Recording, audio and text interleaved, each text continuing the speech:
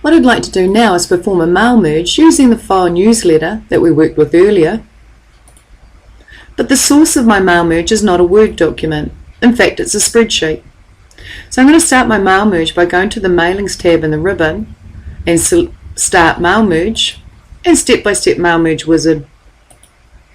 I'm going to choose the option Letters and click Next at the bottom of my Mail Merge task pane. I'm going to use the current document and click Next again. I'm going to browse and find my spreadsheet.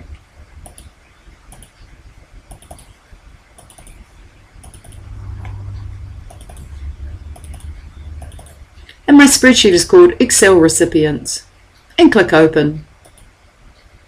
I'll then click OK to accept the recipients sheet in my spreadsheet. And here are all my people here. If I click OK again, I can click Next at the bottom of my Mail Merge task pane.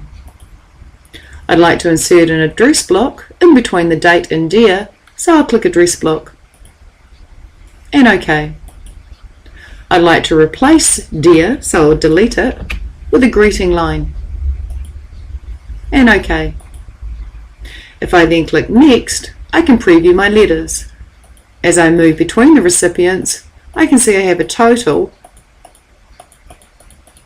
of 12 recipients, and I'll click Next.